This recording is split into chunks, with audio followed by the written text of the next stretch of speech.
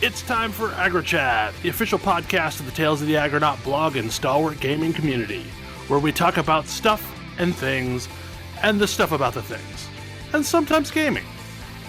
I'm Belghast, and let's start the show. Hey folks, it's that time again. Time for another episode of AggroChat. This is episode 468. Tonight I'm joined by Ashgar. I've been waiting for months, waiting for years. Grace. Hi. Tam. Hello. And Thalen. Hello. So yeah, last week we did not record because we were a bit short on people, but we are picking up this week with most of our folks. So we've had this topic sitting on the list for a little while.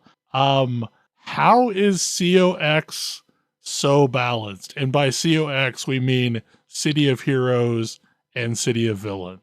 Yeah, it's one of those things. The more I've played it, the more it sort of sinks in on me. Like, we've talked about how there's an alternate universe where City of Heroes was the World of Warcraft. Yeah, the only reason that City of Heroes is not the World of Warcraft is because the zeitgeist fell in just the wrong way. Yep. Comic book heroes weren't cool yet. Well, yeah, but more than that, before World of Warcraft, MMOs were not a widespread phenomenon. yeah, It's not amongst the normal gaming public. but if you had introduced if there had not been a WoW, or you had like the Marvel Cinematic Universe drop, and then a game where you could make your own heroes and play them with a bunch of other people, like, that would have exploded if the timing had been just right. Right, exactly.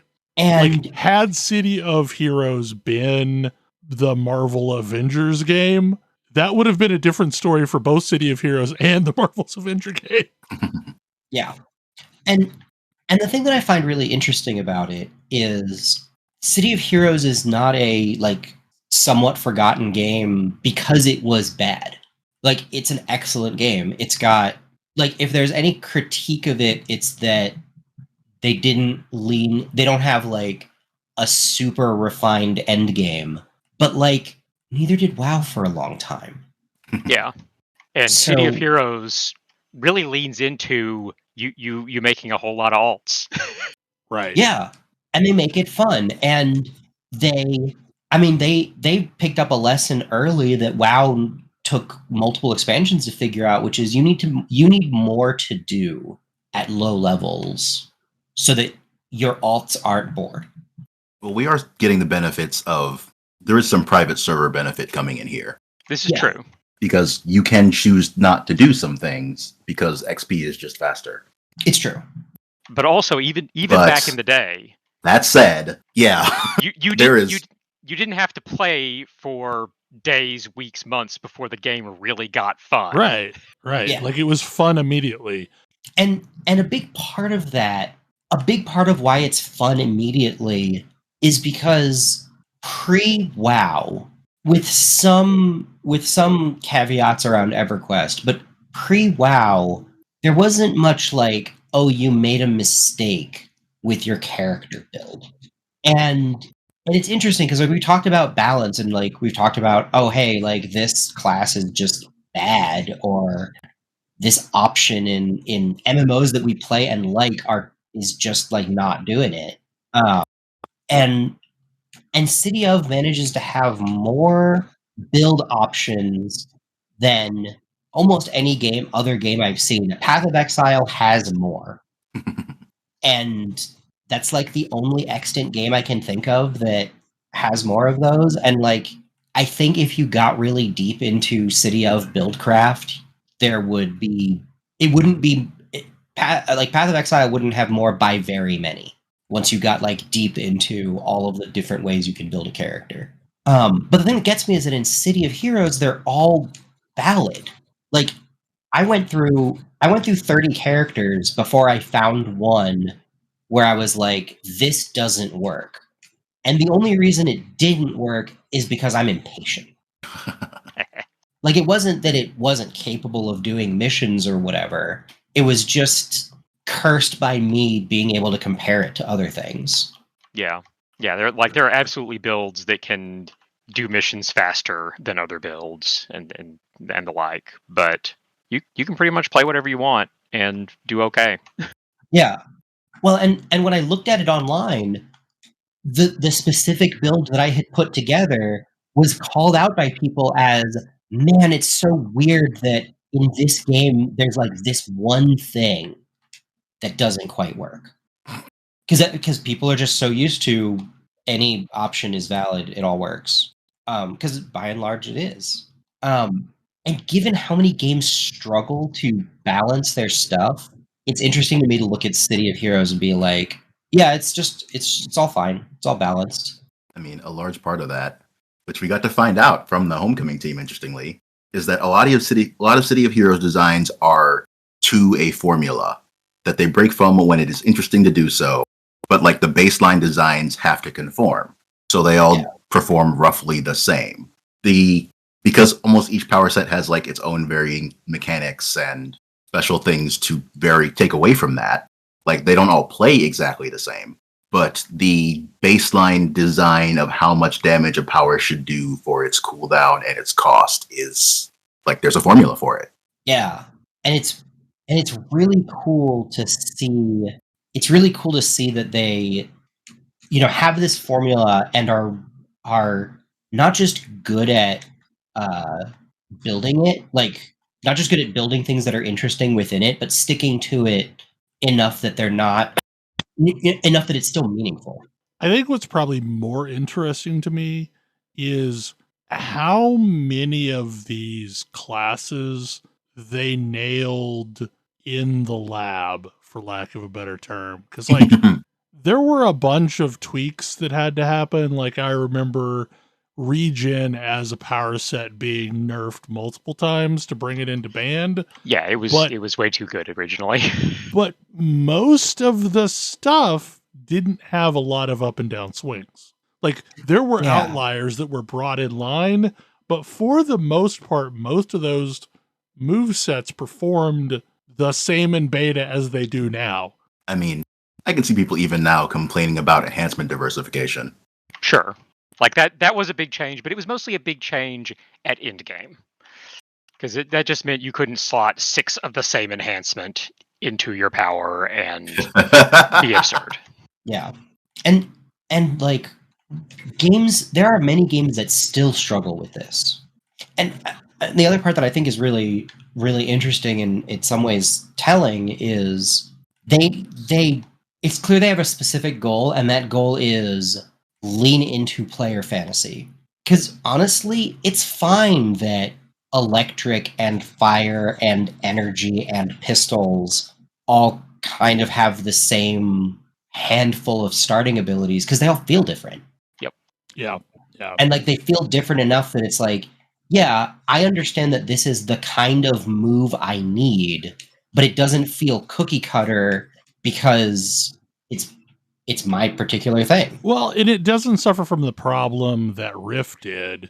Because like Rift tank specs had essentially the same 3 abilities, but they had slight flavor differences, but they were largely, you couldn't tell the difference between them. Like it did not matter which one you were using.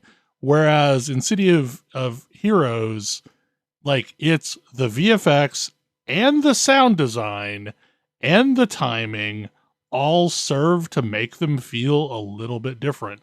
Yeah, there are some that are quite frankly very similar.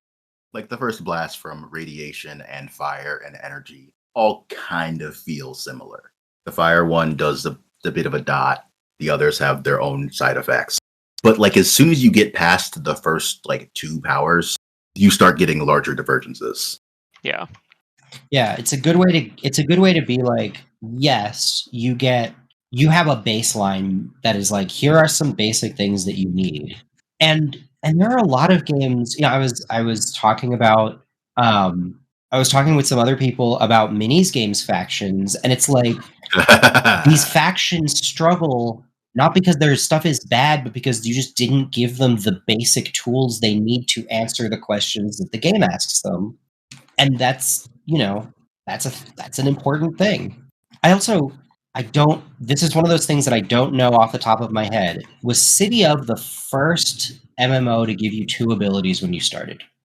I'm not sure. Because I know even as late as World of Warcraft, you started the game and you had 1 ability. Mm-hmm. Like, it's just super common. I mean, 1 offensive ability, sure, yeah.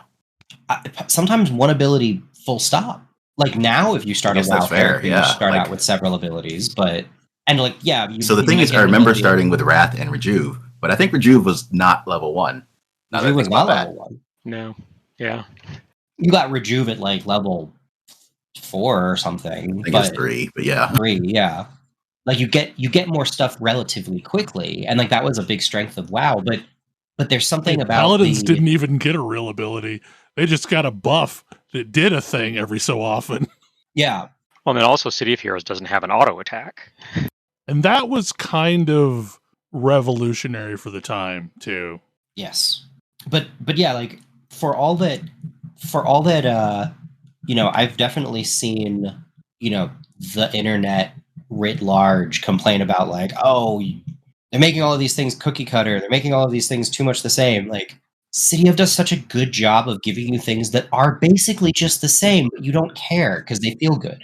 And like, what a thing to have to like know to be able to have an example of. And like, if you describe City of Heroes sans context to somebody, they'd be like, yeah, like that's a cool idea, but there's no way you'd ever balance it. It's like, well, except they did. They figured it out. I mean, I feel like the answer to why City of Heroes is so balanced is someone had some really tight spreadsheets. Yes. like the design docs were basically a really good spreadsheet that had the correct calculations. Hey, that'll get you pretty far.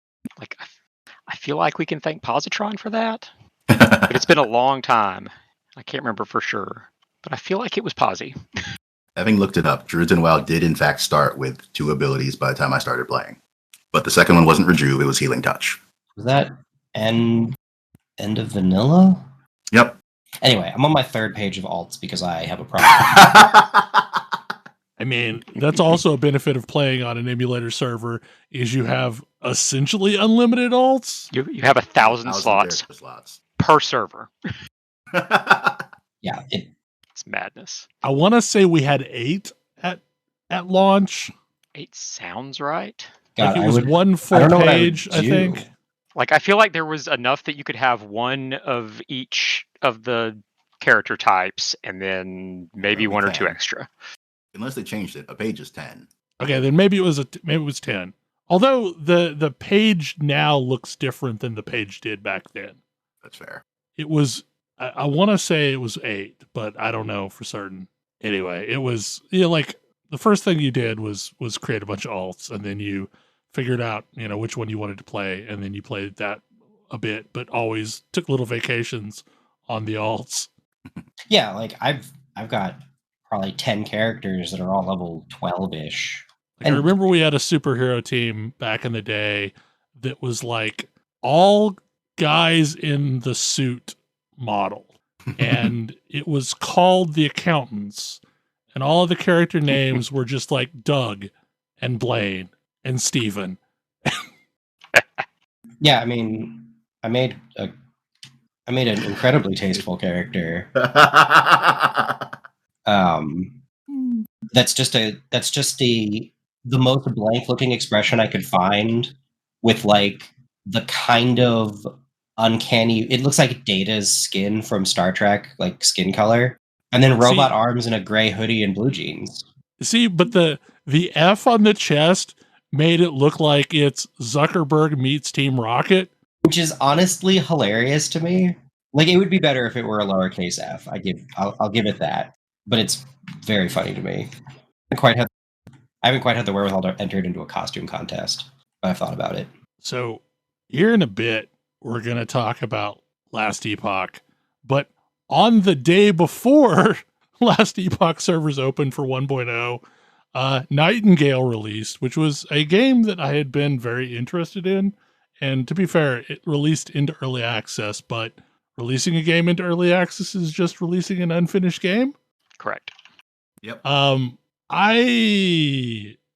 was very disappointed. Like, it looked really cool, and I realize that trailers that you see at Game Award shows are essentially a mood board and not anything representing the product. But it's kind of a bad survival game and kind of a bad building game and very much a bad combat game. I mean, can it become not those things? I don't know. And like, to get it to this point, this is a game that's been delayed for 2 or 3 years. Yeah. The problem with combat is, like, in 2010 when Skyrim came out, it was not what I would refer to as revolutionary combat. New. Oh. It was fine, but It had what you were enjoying was the big open world to explore. It had a good game around it. it had Yeah. and No it had, one likes fighting in Skyrim. No. yeah. It had a couple of cool ideas, like the way magic worked. This is kind of like a worse version of Skyrim Oh for no. combat, because like you walk around the corner and just everything aggro's on you and just starts rushing towards you, and you swing in the same generically ineffectual spammy style that you do in Skyrim. Mm-hmm. Like, and my trick to survive combat was to jump backwards, which would mean that the attacks wouldn't register with me while I hit it with like a slingshot. Like that was my combat prowess, was just jumping backwards and reloading while I was jumping backwards and plinking it before they realized I had moved and rushed forward again. So I don't know, like, it needs a lot of work. The problem that I have is, so like if you're gonna be a survival game, right? Most survival games land you on a beach somewhere, and you pick up some twigs and pick up some stones and very quickly assemble some crude stuff. Yep. Maybe punch a few trees. This goes through a sequence of having you port to a bunch of these realms, because the realms really are the cool thing. It's very, surreal, mist reminiscent landscapes with floating stuff, and like that all looks really cool. But it's like it doles out the crafting very slowly, and even when it opens up more, it's very cumbersome to make anything. You like to make a wooden wall, you have to assemble you have to go collect 3 different resources to make a wooden wall. So it's very cumbersome. If the act of collecting those resources is in itself enjoyable, that can be fine. No, Yeah. not really. I mean, it's, Yeah, well, so I don't know, like the whole thing that interested me was going off on adventures in Victorian era finery, kind of like a Cthulhu party, and exploring this wild world. And as soon as you get into the world, you have to craft a bunch of random leather gear that makes you look like any murder hobo from any survival game. oh, Oh, So like you no what? longer look cool Victorian anymore. You start off that way, but then you're just wearing No, come on, you're wearing random leather stuff. you were so close. You can hire companions. The companions are very similar to Skyrim companions. They have apparently unlimited carrying weight, so you can just dump your crap on them. They have a very simple AI, so whatever they have equipped is the only thing that they care about in life. So I had one named Agnes, which was this, lady that had an axe, and all she wanted to do was fell trees. My island is bare of trees because anytime I went anywhere, she would pay attention to what I was doing very briefly, and then like I'd kill a boar. And while I was skinning the boar, she'd be dropping a tree on me. And trees do falling damage.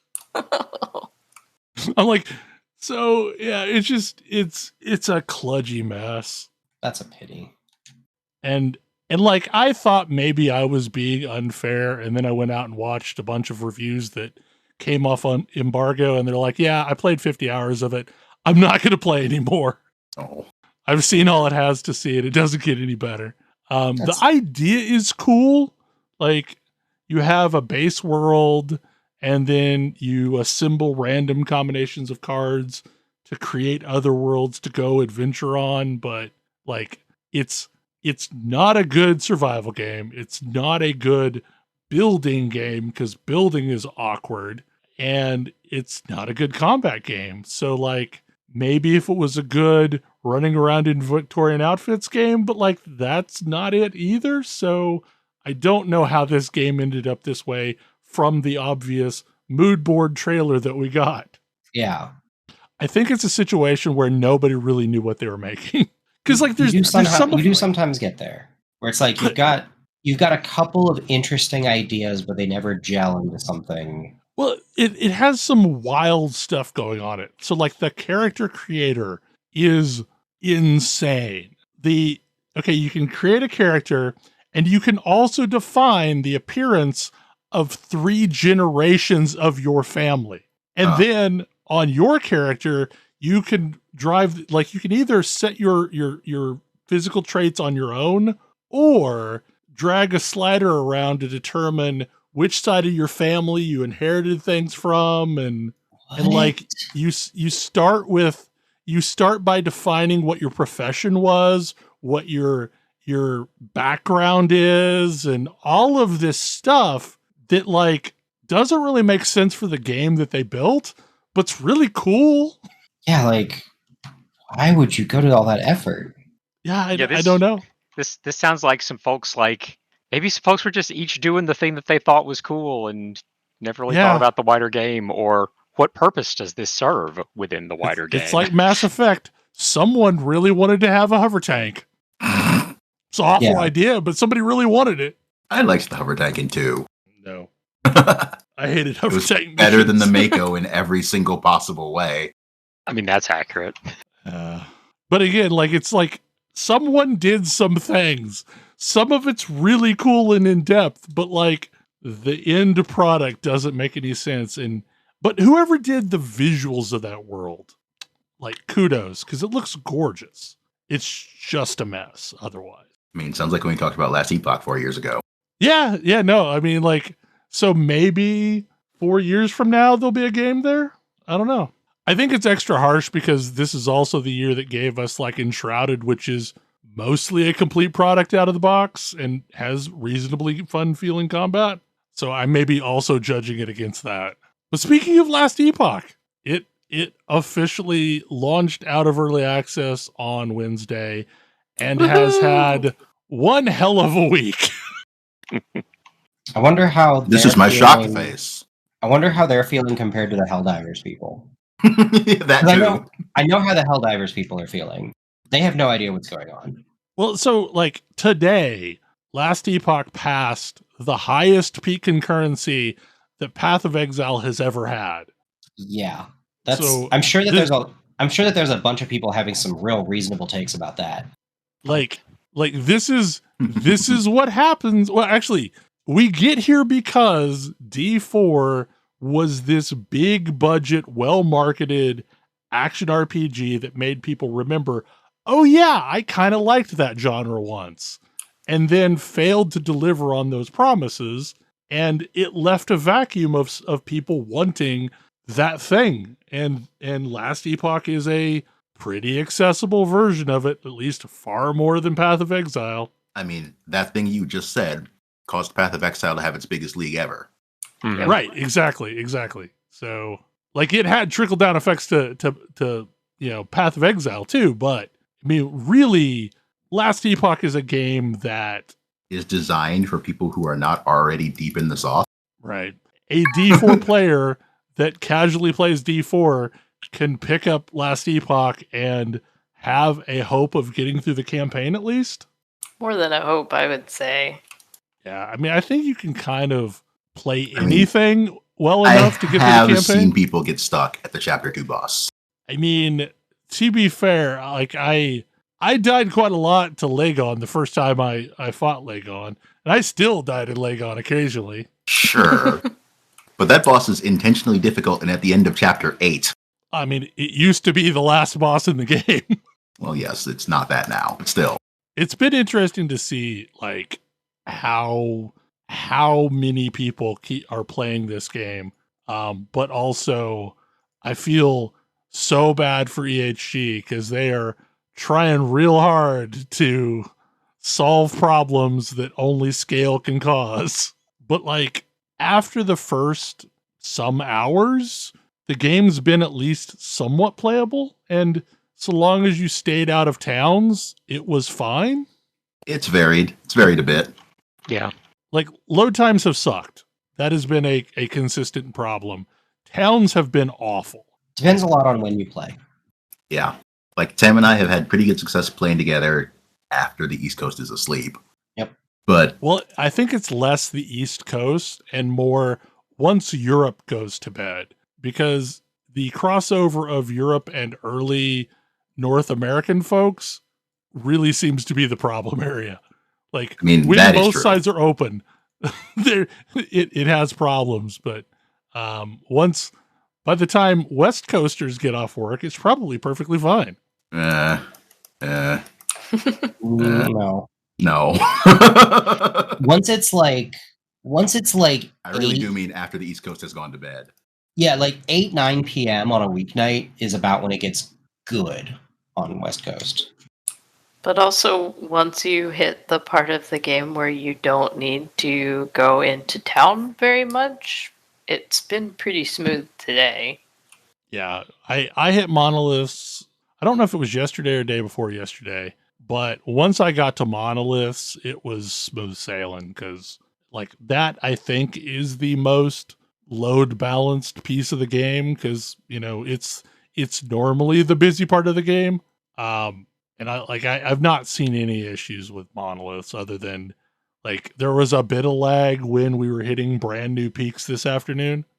We got to experience Belle's favorite bug from early access one more my time God. for old time's sake. Yeah, Grace and I tried to play earlier, and it's fine, except for when I first joined, I couldn't see the floor, and that was a problem no. last time we did multiplayer. Like it loaded in, like it was just loading in assets, but like it used to be that I would have to run entire maps with the floor missing, and it would go back and forth between the two of us where we couldn't see the floor. Okay. And that, like, I was afraid that was what we were going to get. But, like, no, honestly, like, multiplayer was a joy. It really was. Yeah, it's worked pretty well. Yeah, it's been good. It's legitimately fun. But also, like, when the servers are in fact on fire, I have an offline character too. Right. And I appreciate that you can do that in this game. That's the piece that I have found funny, is that for years, people have, belabored, like, well, why don't you have an offline mode? Well, this game has an offline mode, but people are still complaining about it. Well, I don't want to use the offline mode because then I can't play that character ever with my friends. Yeah, that's where I am the with point, it, but I've also like I knew what I was getting in for. Like I assumed it would be on fire all week. I treated this week like visiting an amusement park because it's been so long since I cared this much about a game release, and I knew it was going to have some sort of trouble, and I just figured I'd sit back and see what that trouble looked like. I've been honestly just pleased that for the most part, I have been able to play every day since launch. Sometimes with more success than others, but other than like the first couple hours after launch, I've been able to get into the game and do things, even if sometimes transitioning between instances has been slow. Yeah. And like even when things were really broke, I was finding it hilarious enough to record a video of me being a degenerate. Because like the problem was on day one, once you got into the very first town, you would get stuck there. And I somehow managed to get out of the town, but I couldn't go anywhere once I got out of the town. So I was in this sequence of quest zones that I could reset at will by zoning between them, but I couldn't go back to town to turn in the quest. So what did I do? I just kept resetting it and ground out like to level 11 or 12 in a level 5 area. So it felt very South Park killing infinite boars, but also it was fine. Until I broke it. So the idea was that we were going to try and at least let Grace, play around in my broken little farm. But the second I invited them, it broke the entire thing. So we were both locked out at that point. And I paid for it by my character getting bricked, essentially, because going in between quest steps. Yeah, going ahead in the story somehow messed with my quest log, and when I actually got where I was supposed to go a little bit later, it didn't know what to do with me and wouldn't advance my quest. So I had to just make a new character, which was fine because I was like level 8. It wasn't a huge deal. But again, this is treating it like being at a theme park. Sometimes things are going to be silly and you just kind of go with it. I mean, I give EHG a lot of credit because they've been really good at communication during all of this.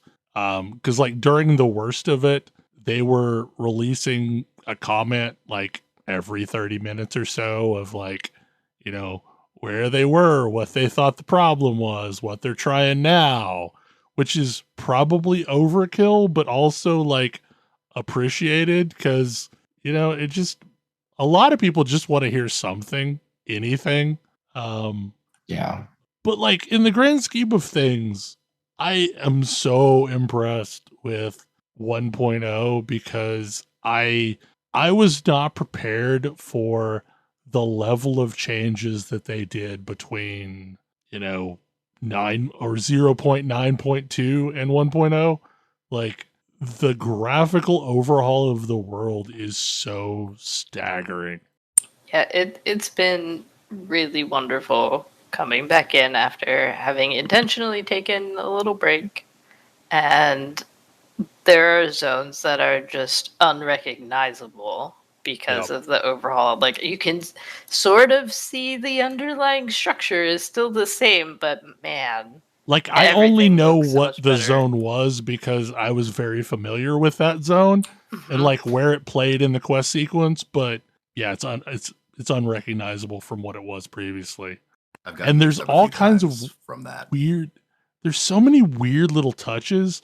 Like there's this chromatic aberration that happens when you zone into a monolith, and like the screen gets a little fuzzy, and it maybe even shakes a little bit.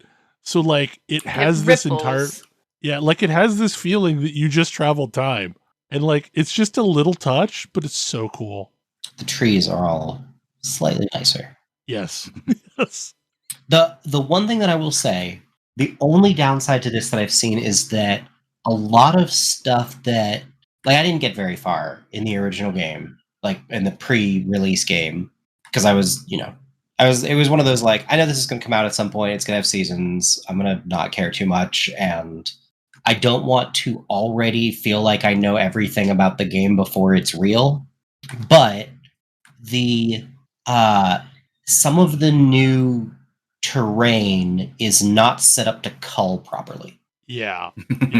So I've encountered this a lot with Warpath, which is the spinning whirlwind attack, because there are some places I can walk over just fine, but I can't whirlwind over. Well, that's been a problem since beta, because Rampage works like that too. Stairs are a problem. I mean, this is also... But, like, I think you're referring to the visual cull, right? Yeah, I mean... Sometimes you just get giant graphic over your entire screen. Yeah. I can't see past this wall because the wall didn't cull out. Yeah. Yeah. There was a specific area where like it's almost like a church-like building, and you walk around behind it and you just can't see your character for a second or two. Yep. While you get out in front of it. I'm also really impressed with the Circle of Fortune because, like, I am in love. It's really what the game needed.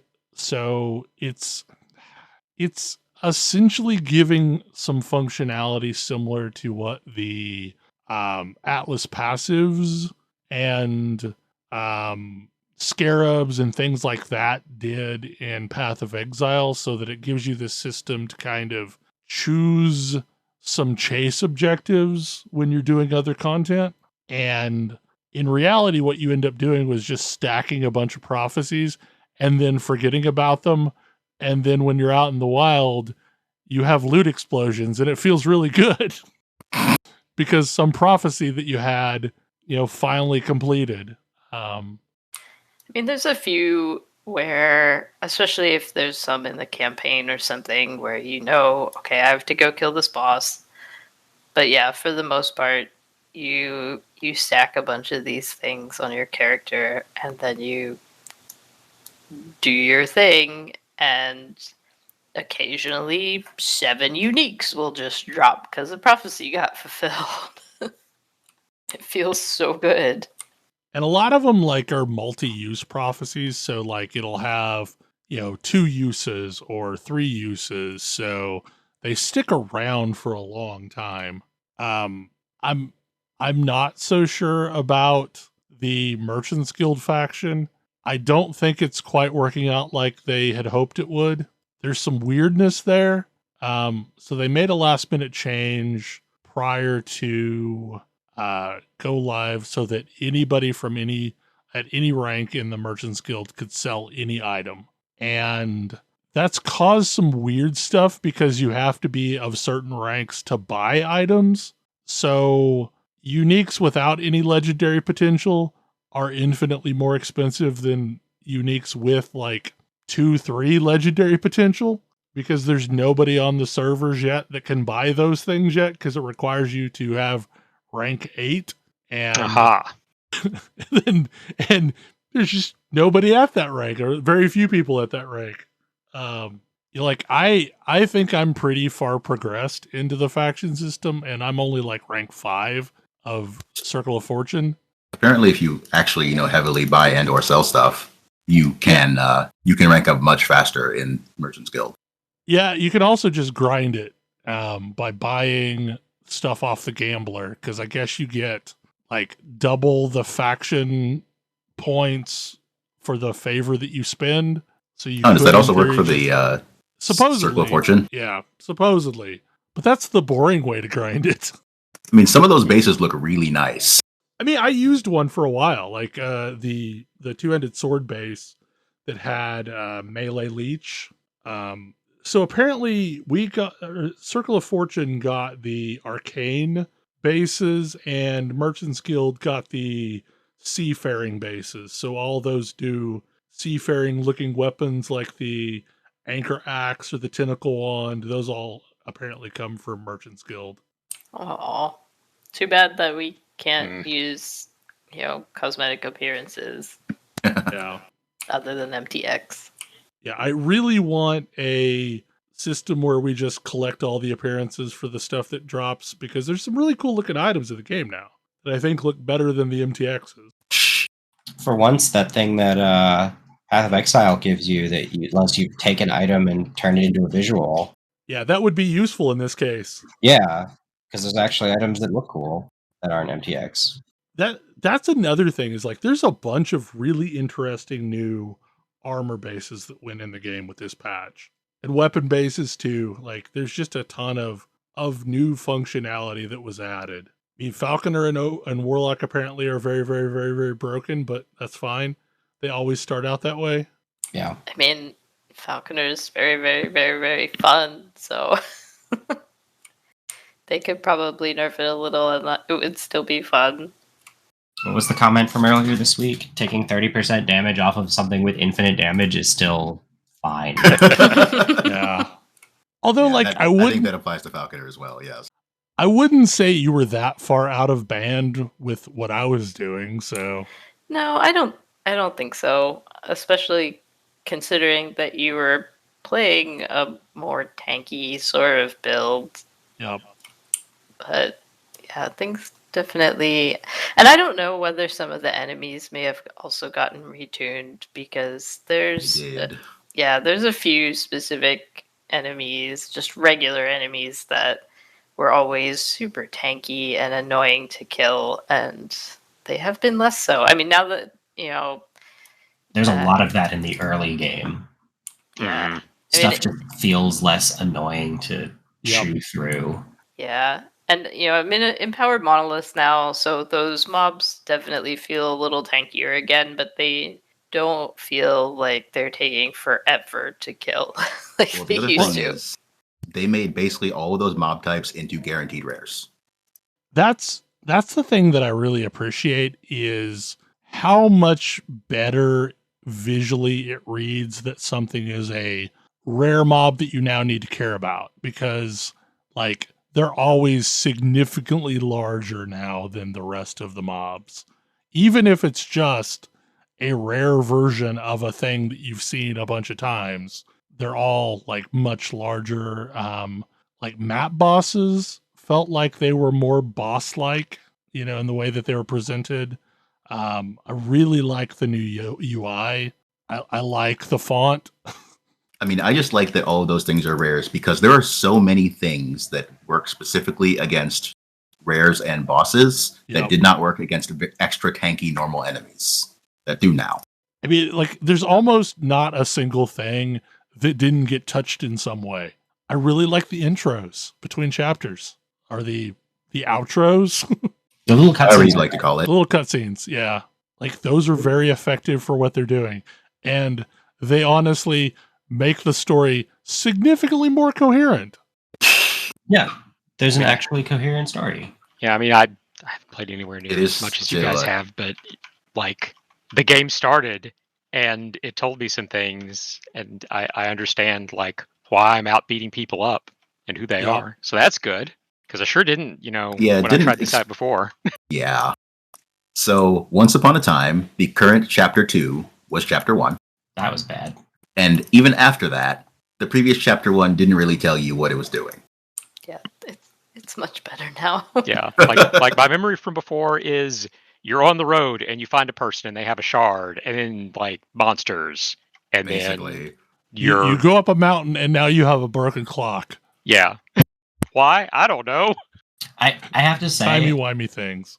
so I've been playing this game this week, and after an experience that I had just running along with Ash, I think I just don't ever play Path of Exile again.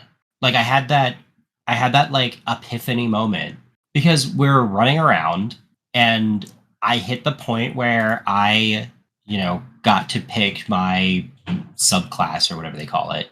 And the one I was planning. Yes, I know that Mage has Spellblade. I know that Spellblade is supposed to be up my alley. And I've had my heart broken too many times by games exactly like this one to trust it. So I was going to play a very safe Lightning Zappy build and decided I was going to give the game a chance. I don't regret it, which meant that I was going a completely different direction from my build and have been able to change it and, in fact, try abilities that I would never have looked at if I had been on a build guide. Yeah. Like, Spellblade's Flame Reave is a cool ability and has this, like, one of the parts of the tree that you can go down makes it do some really interesting stuff. And it's really fun. And I would never have touched that ability otherwise. Yeah, But- and basically, like, other than your mastery, there's nothing that can't be undone pretty easily. Yeah, for like a relatively low cost. Like, it's a piddly gold cost or an opportunity cost, basically. Yeah, or I have to go back and beat up some mobs. Oh no. Oh no, I have to play the game more. I have to play the game some. And like catch up quick. At this point I've done the unthinkable thing of respecking my main attack during the leveling process, and it turns out it's fine. There's a catch-up mechanic, in fact, to make it even more comfortable. I was going to say less awful, but it's not awful in the first place. Just slightly uncomfortable. We got to try out the trading options, which was fun. Uh, the new options for trading with your friend that I want every ARPG to have from here on out. 100%. Yeah, it's so good. And like in reality, like it took roughly an hour to get a token each. Mm-hmm. Yeah, but if you're in the same zone, it turns out you don't even need the tokens. Right. You just hand it over. Like, and that's great. But like this solves the problem that Grace and I have had in every ARPG or every season of Diablo 3 specifically, where we know the other person is got their build minus this one item, and it always drops when you're not in a party. It always does. And like it's already happened. Like, today Grace traded me 2 items that I'd been looking for that dropped when we were apart, and it was lovely to be able to do that. Yeah, it felt so good because instead of the normal mode of, okay, we've just hung out and now I'm going to do my own thing for a little while, and oh crap, this thing that Belle really wanted just dropped and now it is useless to me and I just feel bad. And instead, I'm not even going to tell them it dropped. Right. Instead, I'm running around and something that Belle needs dropped and I go, sweet. The next time Belle's on, I can give him a present. And it just, like, it's the same dopamine hit that you get from getting something you need for your own build. It's almost better because, hey, I'm helping out my friend. And yeah, every ARPG needs to do this from here on out. No exceptions. Like everything about Circle of Fortune has been flawless. It's so good. Yeah. And, there's limits on it, and I think that's reasonable. Like, you have to play together to earn these tokens, so you can't just gift everything to your friend all the time. But, it's a pretty low bar to accumulate them, and when that one important thing they need drops, you feel like a hero. I am super on board with the trajectory of this game so far, and like if they continue to build systems like Circle of Fortune, like it's going to be amazing. I'm gonna roll 2 more mages. I got a mage idea into my head and have played that as my alt over the Sentinel that I've expected to be my first alt.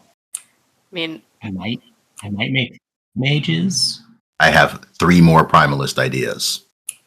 One of the things that dropped today that I had never seen in all my time in early access was Herald of the Scurry. So I know what my next character is going to be. That is one of those builds that does fall into the builds with infinite damage that lost 30% of their damage. It's going to be fine. That's fine. Yeah, it's fine. Yeah, I mean, I know I'm going to play a Bleed Wolves at some point because I've been slowly getting all the other drops you need for that build. I really am tempted to make the biggest number build. We ran some calculations on what you can do with Flame Reeve. It is stupid. It is absolutely stupid. Yeah. I was rattling off a bunch of abilities that all looked like they would work together, and Ash was like, "Do those say increased or more?" I was like, "More." Like, what? Wait, hold on. That's not how that's supposed to work.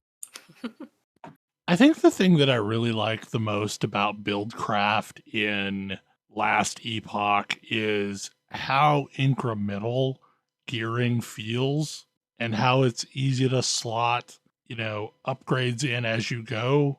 Yes. Rather than like, I got a cool item, I can use it. Yeah, like I mean, Yeah.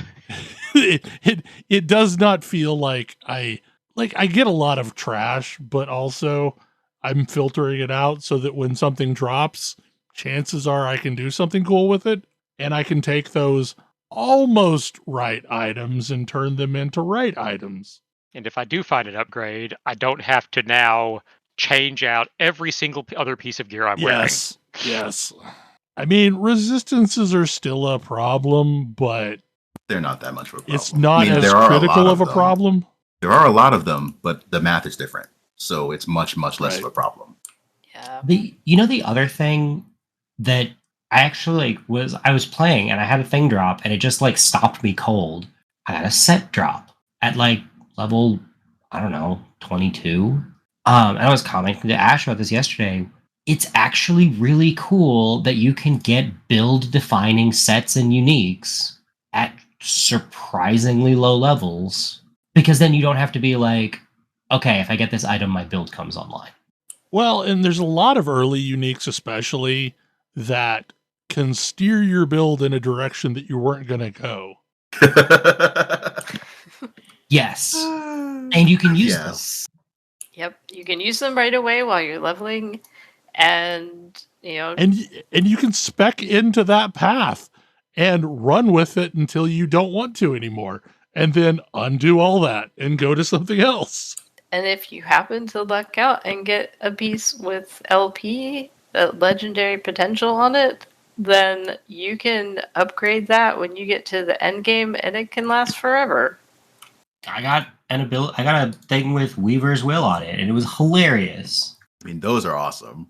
Weaver's They're Will is fun. so good. Like, It's I such love a Weaver's Will. Fun mechanic. And most of those are really low level items. Yeah. Like, I don't even care. I don't even care if it's good. It's just fun. Like, ooh, what'd I get? Like, I got a pair of Weaver's Will boots that had 24 Weaver's Will on them. Ooh. The final version had 3 tier 7s on it and a tier 3. Like, it's not stuff that I care about necessarily, but it's kind of cool. I mean, attunement, movement speed, massive void resistance, and crit avoidance. Yeah, Tier 7 resistances are almost capping you in a single affix, so that's not bad. 62% void resistance. Yeah, I got one. I'm actually still wearing it. That I think it was only 10 Weaver's Will, but it's a tier 7 necrotic resistance. So that's 72% right there, done. And then like 28% crit. So yeah, I'll wear that. On the version of this character that I created before 1.0, I was running around with a ring just because it by itself capped my elemental resistances. I don't know. Like, I really like the item design in this game. It is simpler than Path of Exile, and mostly that's for the better, I think. It doesn't feel as punitive. Like, yes. A lot of Path of Exile uniques are, you can do this really awesome thing, but you're going to have to build around this shit sandwich. Like, I mean, those uniques do exist. Here's this thing that's going to be awful. But if you can somehow manage it, you can be really cool. See, I like those designs, and there are some of them in this game, too. Just there's less of them. It doesn't feel like the entire pool is those. Yeah. Yeah, it's not the early uniques. The early uniques especially aren't usually those. There is an early Acolyte body armor that is absolutely one of those. Yes. But that one is exactly that type of thing. That's a mistake. Unless you can deal with it. It's fine. Speaking of mistakes. Maybe don't wear it at like level 4. Lots of people found a certain pair of boots. I'm impressed. People found the double secret pair of boots. I definitely found the stupid boots of sadness. So what are these boots? In the very prior to this 1.0 patch, they had a mode called Masochist mode. Aha. That basically made everything harder. They removed it as an option you could select on the screen. Like, probably an objectively correct choice. It's like, what if Ruthless, but we make no attempt to balance for it whatsoever. But, because they knew people would miss it, in the very first area of the game, behind a breakable wall that leads to a secret area that contains another breakable wall, you can find some cursed boots that give you the modifiers that mode used to give you. Oh my. So they eat your boot slot and nerf your character. Great. Yeah. And I picked these up and I was like, what the F is this about? Well, they're called cursed. I mean, it's obvious. I was like, clearly. They're clearly bad. Yeah, like. I'm glad they didn't color them orange. And, I'm too poisoned by Path of Exile because I was like, okay, in what stupid way are these overpowered? But what no, do I they're have not. to spec to make these reasonable? Yeah, right. And they're not. They're just. It almost feels like the thing that I'm curious about is: are there other secret areas, or is this a mess? Is this double is as the a only one that I'm message? Don't look for secret areas. They don't exist, and if they did, they'd be bad. They exist. They only contain sadness. They exist. Mostly they contain chests. I don't know of another one where you break walls like this. I don't know of I another know one of one behind a secret wall like that, though. No. Right. Like, I know ones that you have to break some barrels to get to, but A few that are just like, oh, this looks like a door, but there's no glowy thing. But if you stand there, you will absolutely zone into a different area. But yeah, those boots were funny. I will be very interested to see Kodra's take on his trap build when he gets back into the world and can play things. I mean, from what I'm hearing from streamers, sounds like fun times are being had. I'm playing melee build. It's great. I really want Melee, to play. cough, cough. I really want to play the Chthonic Trench or whatever build for Warlock because it looks hilarious. The Chthonic Fissure build that puts down a Chthonic Fissure and then all your other spells pop out of it. Yeah, exactly. Yeah, I need to play with that, but right now I have a burb. Burb. It's Burb seems strong. it's so good. And like maybe eventually I will also play with traps and my burb, but right now it's just me and my burb and some ballistas, and we're having a good time. I'm playing around with Runic Invocation because Runic Invocation is hilarious. I am, as mentioned, playing around on Spellblade because, hey, if you're going to let me be a wizard with a sword, I'm going to be a wizard with a sword. If I trust your game enough, and this game has earned enough trust, it has not broken my heart yet. I am spinning and winning, and it is shocking to me that it's taken me this long to really play this build. Because, I mean, I technically played it a little bit before the season started, but just to see if I liked it. But yeah, no, this is very much a build for me. The funny thing is, I know you're playing the Void Knight version, but I also know there are Paladin and Forge Guard versions that do different things because skills in this game are nuts. Oh, that was the other thing. I was going to go basic sorcerer because I wanted to be a lightning wizard because this game supports being a lightning wizard pretty well, which is not a thing I can always say. And I kind of eyeballed Spellblade and was like, all right, well, I guess I'm going to give up on being a lightning wizard. I don't need to give up on being a lightning wizard. I'm still a lightning wizard. I never stopped being a lightning wizard. I just also sword people to death now. I love how many abilities you can just be like, this ability does the thing you want it to now. Yep. That was always my favorite part about their design is like, I really care about fire. I'm going to now figure out ways to make all of the things I want to use deal fire damage. The entire specialized ability system is inspired. Well, and there's a lot of times that even if it's not explicitly in the tree, there's an item or something like that you can use to get the result you actually wanted. Yeah. Also, this game has spoiled me, and now, henceforth, all movement abilities in every game need to be companion animal based. Is your bird carrying you around all over the place? Yes, and it's amazing. Good burb. You have a winged chauffeur. Best burb. Now I really want to have a thing for the Primalist where you can ride the raptor. You know, the best you can do is jump and have it jump with you. But you can't have it carry you. But I mean, I do love that Leap also makes all of the pets leap if you spec it a specific way. I don't know if you've seen it, but if you have the cat does quite a bit of damage when it leaps. Yeah, it's an interesting thing to do there. That's something that I've never done with Primalist that I really should, is I've never done full Zoomancer where like you have all the different pets. My Beastmaster plan, whenever I get around to making a Beastmaster, which is like several characters down the line here, is to just use the cat and as many wolves as I can possibly fit into it. I'm very happy that they buffed the wolves. That was needed. I have never played with squirrels, so I can't comment about the infinite damage doing less infinite damage, but... Speaking of animals, I appreciate that they decided to just give everybody the bees. Yeah, it was So it was getting so that crazy. people can shut up in global. I don't know what they thought would happen.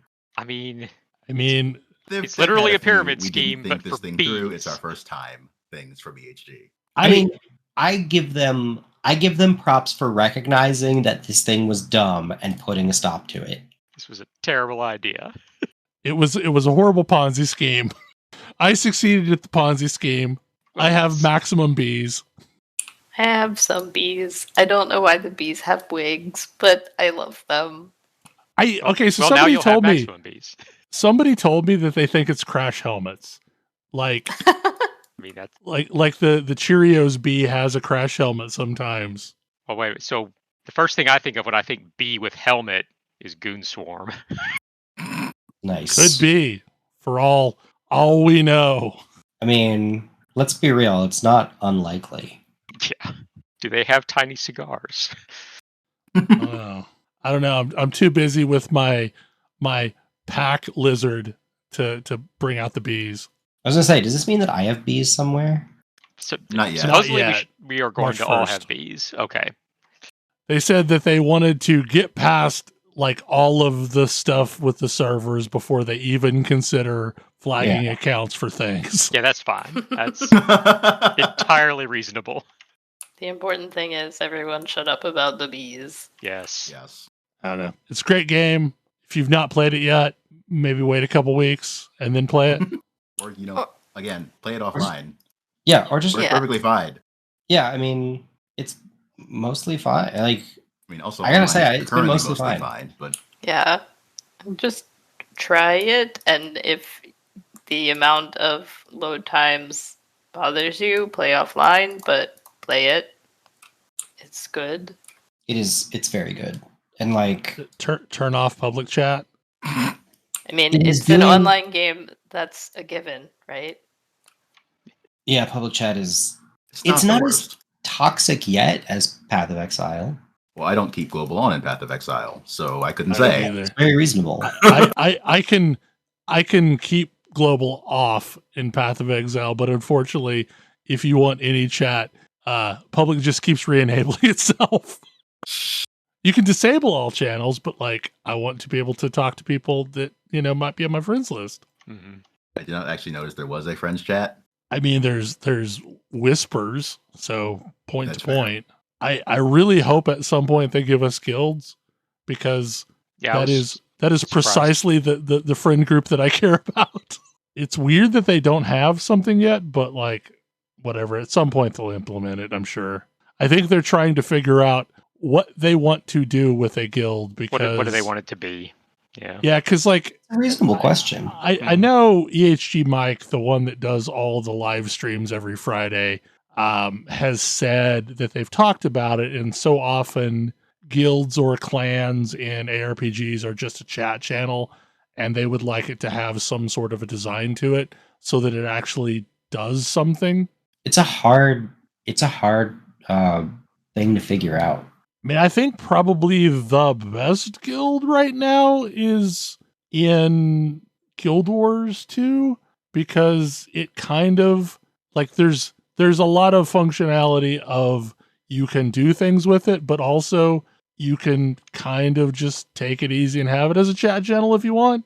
Yeah, I think my favorites is Warframe, just because it scales well. Yeah. Yeah. Yeah. Because like the biggest challenge with a guild system, if you want it to do something that's not that's not just a chat channel, is like, okay, how do you deal with the fact that some people are going to want a small guild with 5 or 10 of their closest friends, and some people are going to blow past whatever your member cap is because they're making enormous megacorp guilds. Well, and like Final Fantasy XIV does a lot of really cool things with the guild, but also we only had most of the things that we had because Saul was willing to take it on entirely. Yeah. Like I don't know that we would have gotten as far with like the submarine or the airship or whatever had we not had a very dedicated person to do it. Yeah. And to be fair, like Thalen, you've kind of been doing that for the Guild Wars 2 guild. Yeah, for a while it was just, it's just me throwing stuff in to slowly build it up. But yeah, it's like not everybody wants a huge guild, so it's nice when the game supports not having a huge guild. Yeah. And yeah, Warframe does a good job with that. And Warframe does it by the simple expedient of do you want more people? Do you want to be able to invite more people in your guild? Okay, sure. But you also have higher costs for all of your stuff. Yeah, basically there's like 4 or 5 different member caps that you can pick between, and depending on what it is, the costs scale based on that. Yeah. And if at some point in the future you want to increase or reduce your member cap, you can. Like, I think there's a limitation to how often you can do it, but you can. That's just a good scaling mechanism. I will say, after playing around this week, I really wish there was some equivalence of the hideout from Path of Exile.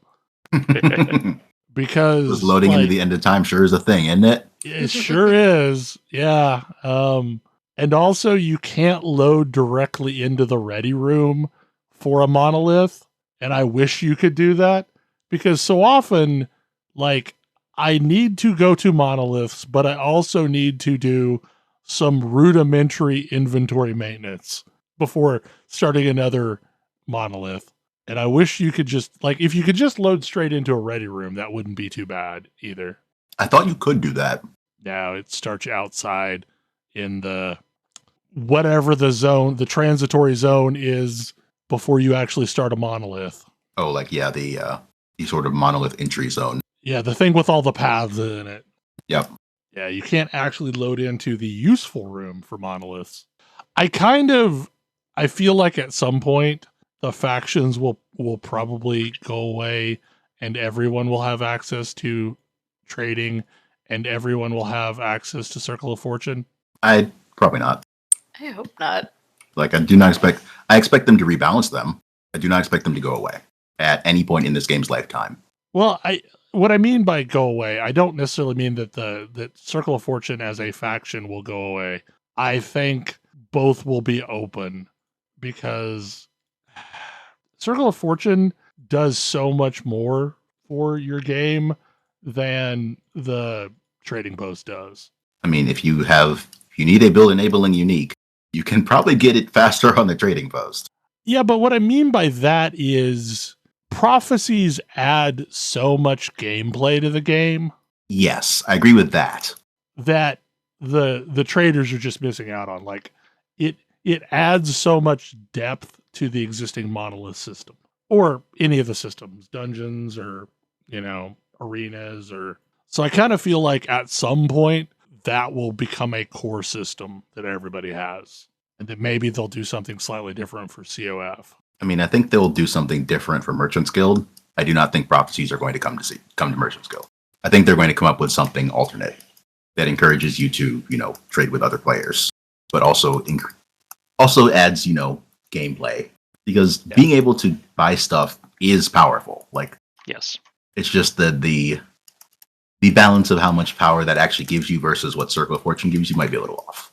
Yeah, that's the thing. Is like, you just get so much richer gameplay from Circle of Fortune right now. Like, if you just want to buy stuff, Merchant's Guild's obviously the correct way. You can buy perfect idols for all your slots and all that stuff. I would just rather have cool loot explosions. Agreed. Same.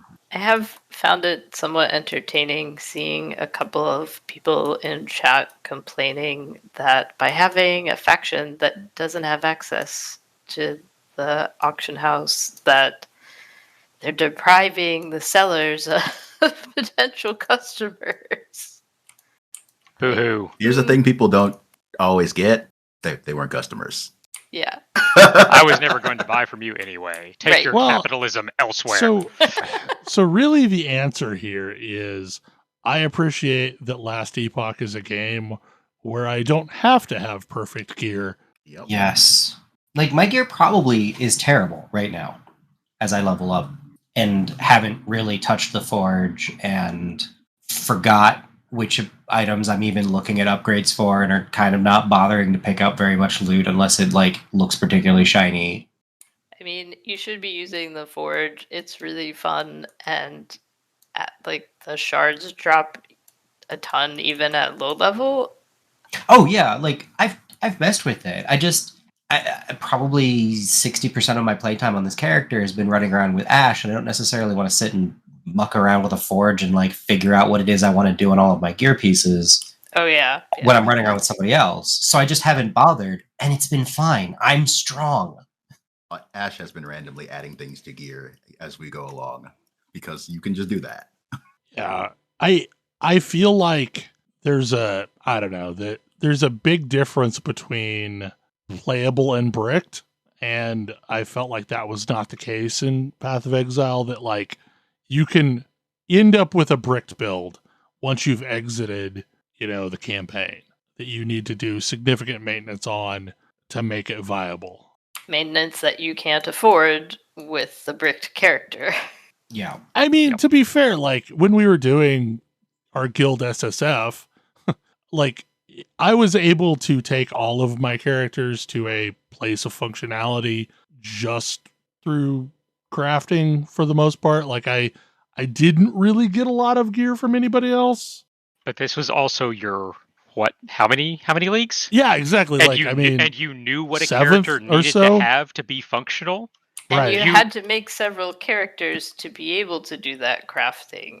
You knew Yeah. not to defeat Kitava before you were ready to fix your resists. Exactly. Yeah, like that is a thing that I do now. Like That's a big trap. Okay.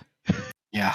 I'm not going to finish the campaign until I've done 3rd lab at least. Even though it doesn't really matter that much for 3rd lab, but like it's a thing. Like I don't finish the campaign until I've got 3 of my ascendancy points. I mean, I played the last league, and my character was bad. Like I just couldn't. I got 2 maps, and it was not going any further.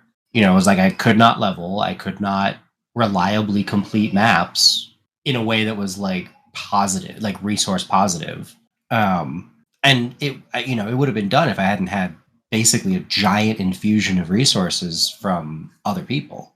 And that was following a build guide that seemed legit. And I appreciate that I don't need a build guide for Last Epoch. Yeah. I don't need to be constantly optimizing my gear as I level. Don't have to download an additional piece of software to help me figure out how to build my character. Yeah. Yes. Apparently, the dude who makes Last Epoch tools is working on an additional piece of software, though. That's fine. I'm sure I mean, some people sure. want that. I will be honest, I would love to have POB for this game so that I could theory craft upgrades without actually switching over and upgrading it. But yeah, like, I mean, I wouldn't mind having it. that's an but- edge case kind of thing. Like I don't need it. Yeah, That's I don't the want to have to point. need it. Yes. Yeah, exactly. I like being able to test things. Like, oh, I got a new ability. Let's try this new ability. Oh, I don't really understand how this build works. Let's try it and find out. Oh, it doesn't work? I can do something else. Yeah, I had one of those during beta because I made a build that relied heavily on a particular node that was bugged. And it's like, all right, well, I guess none of this works, so you're going to pivot.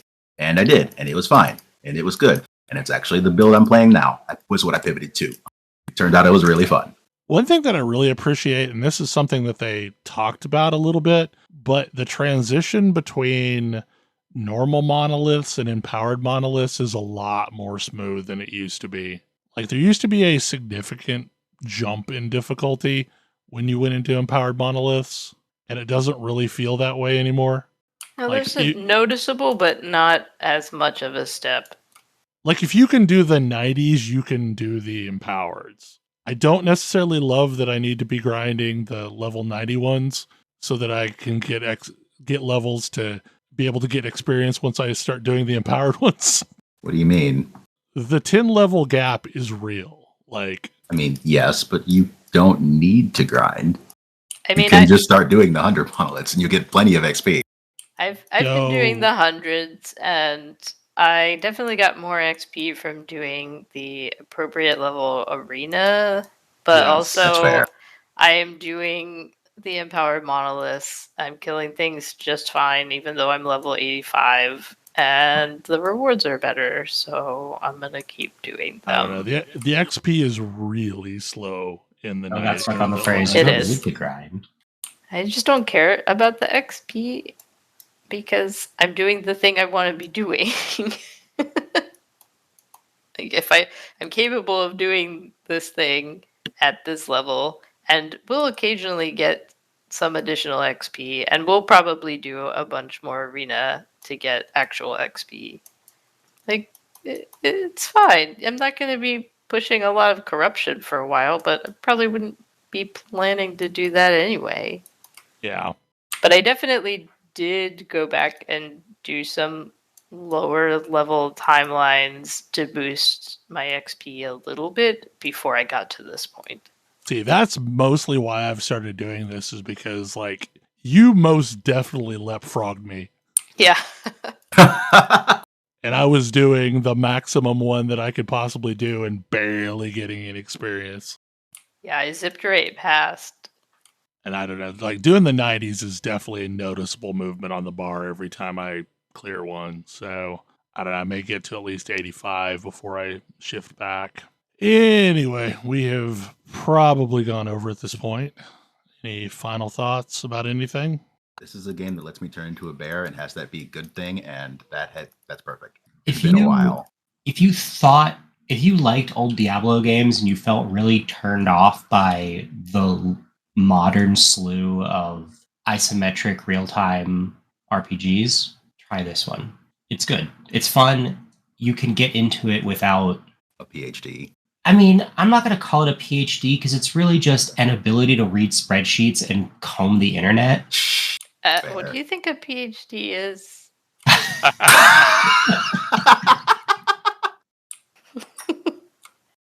Touché. But like, it's a game that wants you to have fun, and as a result, is fun to play. And has some truly interesting choices to be made. There's a kind of thing that comes up when in game dev that I've seen, like at places that I used to work, where your like lead or your creative director will say something like, "Hey, you know, you're the dev standing over the shoulder of the player as they play. What is the thing that you are trying to say to them with what you've made here?" And it's usually a preface for that thing probably shouldn't be, "Hey, look at how clever I am." But for this game, it's, "Hey, we thought this was really cool. Check it out." And there's a lot of that in here that's just like, you know, "Hey, we wanted you to have fun, so we built this thing, and hey, we think this is cool. Check it out." And it's refreshing. I like it. And by the time this comes out, it will be day 4 of the cosmetics off of Twitch. But from what I understand, on day 5, you can farm all 4 items in one day. So there's some cool that's nice of stuff. them. There's a big lizard that's great, and Big lizard. sticks. Day 4 is the only one I care about. Some capes. Day 4 is an orb. So you can ponder it. Yeah, I got pondering to do. Anyway, hopefully you enjoyed the show, and we will see you again next week, where we'll probably have a repeat of the Last Epoch discussion with Kodra instead. Night. Good night. Good night. See you.